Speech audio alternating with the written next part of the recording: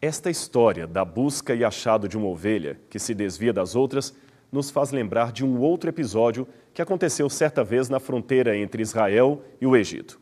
Um ônibus estava cheio de turistas seguindo para conhecer o monastério de Santa Catarina e o Monte Sinai, que ficam na mesma região dentro do território egípcio. No caminho, o guia aproveitou a viagem para explicar aos turistas a importância dos rebanhos para aquela região e como os pastores valorizam as suas ovelhas.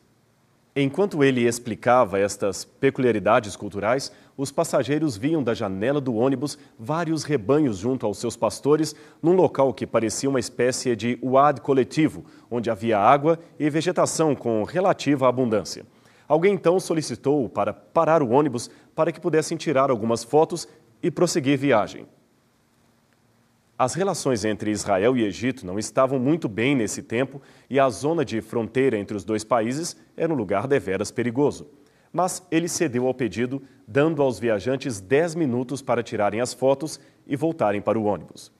Enquanto eles posavam para as diversas fotografias, alguém percebeu que um dos pastores tomou uma das ovelhas do meio das outras e, com certa firmeza, quebrou-lhe a perninha. Pastores no Oriente Médio geralmente são pessoas rudes por natureza e sem muita instrução escolar. Os turistas, é claro, ficaram horrorizados com a cena e protestaram ao guia se não haveria ali um núcleo de proteção aos animais. Enquanto isto, o pastor calmamente enfaixava a perna quebrada do animal como se estivesse apenas brincando com aquilo ou treinando primeiros socorros. O guia se aproximou dele e perguntou-lhe em árabe o que estava acontecendo.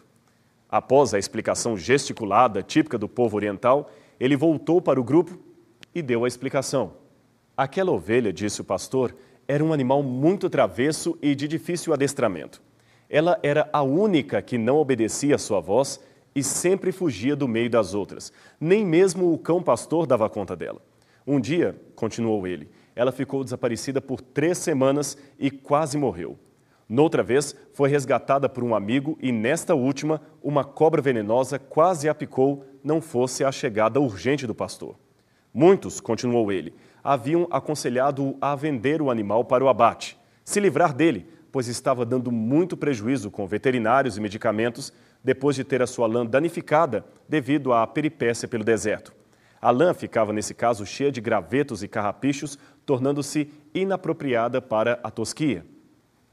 Mas aquele pastor gostava do pequeno e teimoso animal. Por isso, pensou em quebrar-lhe a perna para sua própria segurança, pois assim não conseguiria mais escapar do grupo, fugindo para longe. Dói mais em mim do que nela, concluiu o pastor, mas eu tenho de fazer isto para sua própria segurança. O único problema é que, a partir dali, enquanto todas as ovelhas iam caminhando no trajeto entre o oásis e o aprisco, aquela teria de ser carregada em todo o percurso. Ter um pastor que nos cuida é mais do que ter um pensamento positivo ou um otimismo mental. É sentir-se literalmente amparado, protegido por alguém que verdadeiramente nos ama.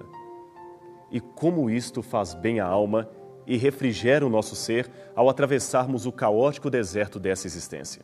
Afinal, ele nos fornece oásis que aliviam a nossa travessia e garantem que todo sofrimento, por mais duro que seja, será passageiro, pois um dia, sim, um dia, habitaremos para sempre na sua casa. Não será apenas por um tempo, mas para todo sempre. Nós, ao lado do bom pastor.